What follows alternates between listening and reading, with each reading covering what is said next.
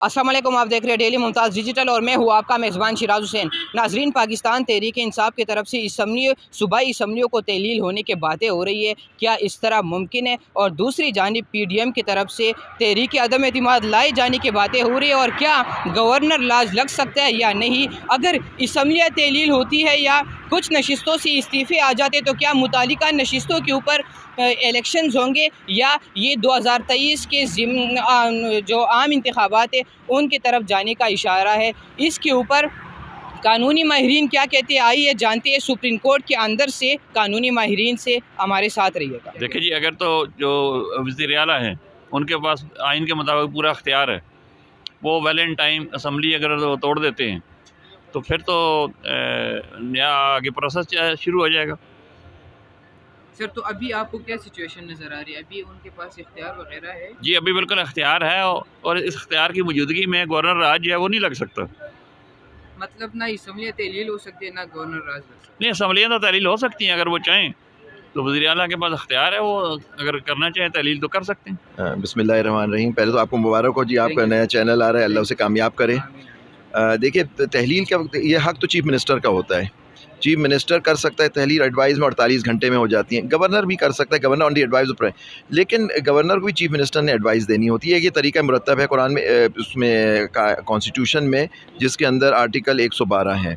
जो main issue आता है कि गवर्नर राज की आपने बात की, उसके 3 प्रोविजंस हैं कॉन्स्टिट्यूशन के आइन के, जिसमें 232, 233, 234 है। उसके अंदर एक तरीक़ाकार दिया हुआ है कि किस वक्त तहलील हो सकती है। उसमें अपनी मर्ज़ी से नहीं होती है, उसका तरीक़ाकार होता है, प्रोविंशियल असेंबली ने अप्रोच करना होता है, फिर उसकी पूरा एक तरीका मुरतब किया है। या गवर्नर ऐसी रिपोर्ट देता है प्रेसिडेंट का कॉन्स्टिट्यूशनल ब्रेकडाउन हो गया है, तो उसके बाद ये चीज़ें होती हैं। लेकिन अब मैं नहीं समझता तहलील, अगर देखें PTI करना चाहती है, मुझे नहीं मालूम, एडवाइस फिर भी चीफ मिनिस्टर को देनी होगी। उनके एक चीफ मिनिस्टर उनके वहाँ हैं, यहाँ परवेज़ इलाही हैं, वहाँ महमूद साहब हैं, तो इनको देखना होगा कि तहलील होंगी, जब होंगी तो उसके हिसाब से देखा जाएगा। लेकिन ये कहना कि गवर्नर राज लग जाए, गवर्नर राज का वो कॉन्सेप्ट नहीं रहा जो 18वीं तरमीम से पहले था। उससे भी पहले आपको याद हो कोयटा की तहलील हुई थी असेंबली 1989 में, तो बलूचिस्तान हाई कोर्ट ने उसको रिस्टोर किया था। क्योंकि देखिए, उस ज़माने में आपको याद होगा 58(2)B हुआ करता था, जिसके अंदर गवर्नर और प्रेसिडेंट के पास, प्रेसिडेंट और इक्विवेलेंट गवर्नर के पास पावर्स हुआ करती थी। तो उसको भी कोर्ट्स ने बड़ा इंटरप्रेट किया उस तरह से कि जी उसका सब्जेक्टिव एंड ऑब्जेक्टिव कंडीशंस होनी चाहिए। तो इसके हिसाब से मैं समझता हूँ ये आइनी बुहरान तो नहीं होगा। दूसरी बात है, अगर तहलील होती है असेंबली तो फिर उनका इलेक्शन, फिर केयर टेकर्स आ जाते हैं, आइन में वो दिया हुआ है। वो केयर टेकर आके उनका काम होता है इलेक्शन कराना, वो इलेक्शन कराएंगे अकॉर्डिंगली, सब सीटों पे इलेक्शन होंगे, वो पूरी असेंबली ख़त्म हो जाती है ना जी। सर, जारी इजलास में तहरीक अदम एतमाद लाई जा सकती है? देखिए, इसमें डिबेट है, लेकिन अब देखिए, एक कोई कहता है नहीं हो, लेकिन मेरा व्यू ये है कि आप उसका एक तरीक़ाकार मुरतब हुआ है कॉन्स्टिट्यूशन में, उसके हिसाब से आप तहरीक अदम एतमाद आप जमा कराएं, उसके बाद देखें उस पर क्या होता है। जब असम्बली का इजलास चल रहा हो तो उस वक्त चीफ मिनिस्टर या प्राइम मिनिस्टर एडवाइस नहीं कर सकता रेजोल्यूशन ऑफ असम्बली के लिए टू द प्रेसिडेंट और द गवर्नर। ये तहरीक अदम एतमाद, देखें, कोई भी तहरीक है वो आप जमा करवा सकते हैं, वो फिर स्पीकर का इख्तियार शुरू हो जाता है। स्पीकर ने उसको वो एक टाइम फ्रेम दिया हुआ है कि उसने किस वक्त उसको वोटिंग के लिए पुटअप करना है, उसका प्रोसीजर अडॉप्ट करेगा स्पीकर, और उस पर वोटिंग हो जाएगी, और उसके बाद जो भी डिसीजन होगा मेजॉरिटी का वो प्रिवेल करेगा। सर, अभी तहरीक अदम एतमाद की बातें हो रही है, असम्बलियाँ तहलील होने की बातें हो रही है, तो आप क्या समझते हैं कि दोनों में पहले जो मतलब क्या जमा करेंगे स्पीकर को तहलील करने के लिए भी और तहरीक अदम एतमाद लाने के लिए भी? देखें, क्या करेंगे का तो हमें नहीं पता, वो तो जो जिन्होंने करना है उनको ही पता होगा कि वो क्या करना चाहते हैं, ना हम प्रेडिक्शन कर सकते हैं। उसमें दोनों ऑप्शंस जो हैं वो कानून में मौजूद हैं, आइन में मौजूद हैं। अदम एतमाद की तहरीक भी लाई जा सकती है, उसका भी एक प्रोसीजर लिखा हुआ है, और इसी तरह डिसोल्यूशन ऑफ असम्बली जो है वो भी हो सकती है, लेकिन जारी इजलास में नहीं। देखिए, कॉन्स्टिट्यूशन के अंदर जो असम्बली को डिज़ोल्व करने की पावर है, अगर नेशनल असम्बली है तो वो प्राइम मिनिस्टर ऑफ पाकिस्तान के पास है, अगर प्रोविंशियल असम्बली है तो वो चीफ़ मिनिस्टर के पास है। अब चीफ़ मिनिस्टर और प्राइम मिनिस्टर जो है, इनके ख़िलाफ़ वोट ऑफ नो कॉन्फिडेंस अगर पेश कर दी जाए तो उस दौरान वो नेशनल असम्बली या प्रोविंशियल असम्बली को डिज़ोल्व नहीं कर सकते। लेकिन अगर एक दफ़ा उनके ख़िलाफ़ वोट ऑफ नो कॉन्फिडेंस पेश कर दी जाए और उस पर वो फ़ेल हो जाए, चूँकि वोट ऑफ नो कॉन्फिडेंस के अंदर प्रोसेस ये है कि जो वोट ऑफ नो कॉन्फिडेंस पेश करेगा उसको उस पार्टी की असम्बली के अंदर मेजॉरिटी को साबित करना पड़ेगा। अगर वो असम्बली, अब पंजाब की बात कर लें जो इस वक्त है, तो पंजाब के अंदर जो मैजिक नंबर है वो 186 है, और अगर नेशनल असम्बली के अंदर बात करें तो उसका मैजिक नंबर 173 है। तो ये जो अपोजिशन होती है उसकी ये रिस्पॉन्सिबिलिटी है कि वो उन चीज़ को पढ़े। हाँ, चूँकि गवर्नमेंट्स पॉलिटिकल पार्टीज़ बेस करती हैं, उनकी कोलिशंस गवर्नमेंट आती हैं, लेकिन अल्टीमेट जो अथॉरिटी है असम्बली की एडवाइस को डिज़ोल्व को भेजना, पंजाब असम्बली हो या KPK की हो, वो चीफ़ मिनिस्टर की है और कंसर्न गवर्नर के पास है। और इसी तरह नेशनल असम्बली के अंदर जो अथॉरिटी है वो प्राइम मिनिस्टर ऑफ पाकिस्तान के पास है, और उसके बाद वो चीज़ जो है वो चली जाती है प्रेसिडेंट ऑफ पाकिस्तान के पास। और इन दोनों सिचुएशंस के अंदर प्रेसिडेंट ऑफ पाकिस्तान और चीफ़ मिनिस्टर्स जो हैं गवर्नर्स जो हैं वो इस चीज़ के पाबंद हैं कि जो भी चीफ़ मिनिस्टर या प्राइम मिनिस्टर एडवाइस करे उसके मुताबिक असम्बली को डिज़ोल्व करें। अगर वो नहीं करते तो ऑटोमेटिकली 48 आवर्स के अंदर वो असम्बली जो डिज़ोल्व कर दी जाएगी। सर जारी इजलास के अंदर तहरीक-ए-एतमाद लाई जा सकती है? जब इजलास जारी चल रहा हो तो उसके दौरान जो है assembly vote of no confidence नहीं पेश किया जा सकता। सर इससे अगर कुछ खुदा न खास्ता कोई मसला हो जाए तो इससे आईनी और इंतज़ामी बहरान पैदा नहीं होगा सर पाकिस्तान में? देखिए, पिछले अप्रैल से लेके जब से फेडरल गवर्नमेंट के अंदर चीज़ें आई हैं और एक गवर्नमेंट चेंज आई है, उसके बाद आपने देखा है कि अनप्रेसिडेंटेड चीज़ें जो हैं वो पाकिस्तान के अंदर आई हैं। किसी जगह प्रेसिडेंट ऑफ पाकिस्तान जो है वो एडवाइस पे अमल नहीं कर रहा था, जिस तरह आपने गवर्नर्स की अपॉइंटमेंट देखी, जिस तरह आपने देखा कि जो डिप्टी स्पीकर है उसने किस तरह जो पिछली वोट ऑफ नो कॉन्फिडेंस था उसको किस तरह उसने फ्रस्ट्रेट किया, जिसको फिर अल्टीमेटली सुप्रीम कोर्ट को इंटरवीन करना पड़ा।